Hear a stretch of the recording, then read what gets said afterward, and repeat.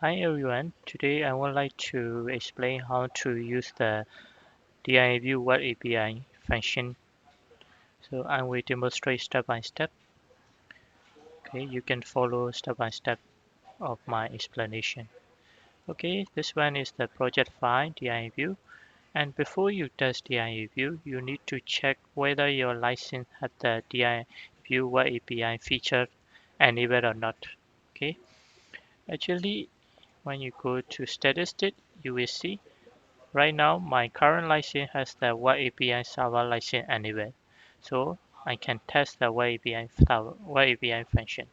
But if your current license don't have the Web API features, you need to purchase the additional module. Okay, OPC UI and Web API module. Okay, right now I already checked the license. Now it's enabled, so I can test it. So for today testing, I will use the simulation. So I already created the device.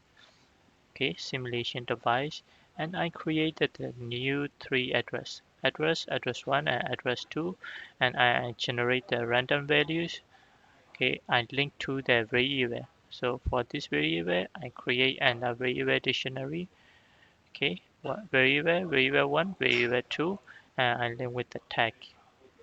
Okay, after that, to go to Web API, you need to go to third-party access section, and you need to go to Web API. Double click it, and you will see this way Web API interface is not enabled, so you need to enable it. And if there are a lot of multiple API interface, okay, you can use it. So I will enable all. And service address, this one right now for this testing, I will use only my local PC. So I will use localhost. But if want to you trying to connect to DIAView server IP address, okay, this one is your DIAView server IP address.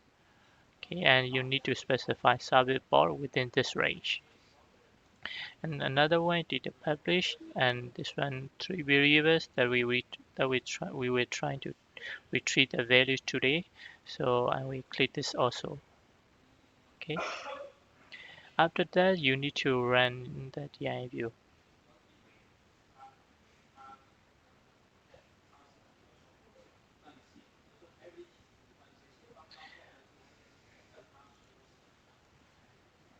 And this one is the DIAView user manual. If you want to know more about this Web API features, you need to refer to Article 18.3.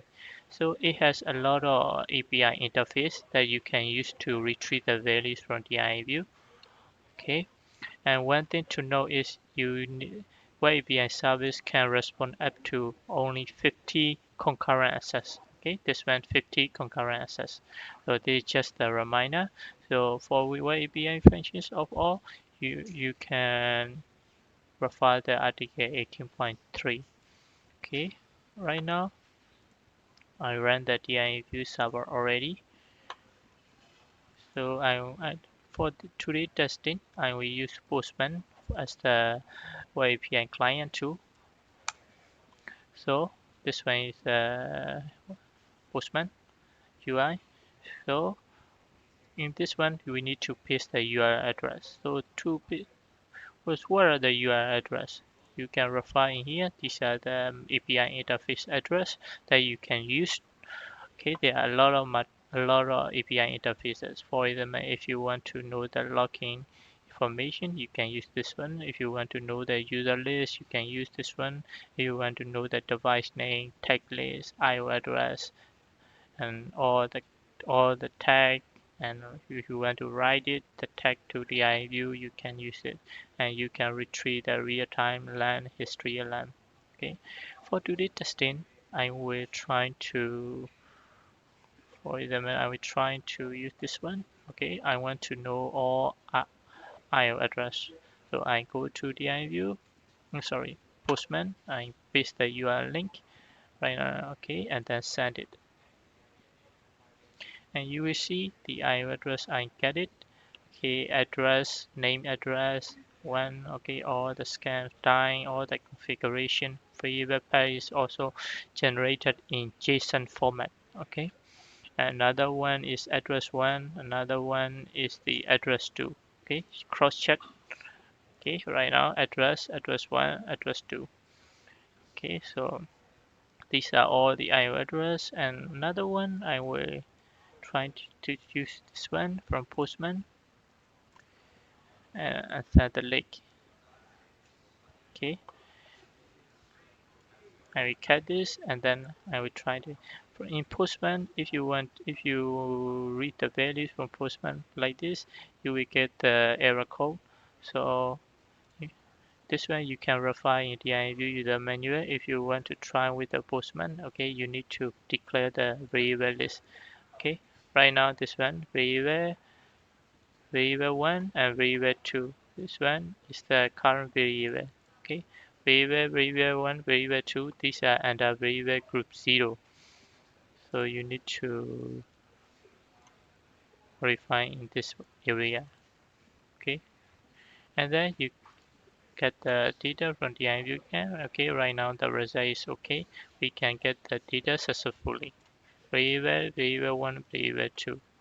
Okay, and then send again 33, 97. You can send the REST query depending on your requirement. Okay, you can get the values. You can monitor the values every time. Okay, this is the DIAView Web API how to test and how to use the Web API feature in DIAView. Okay, so for more information, you can refer to the DIAView user manual article 18.3. Okay, thank you so much.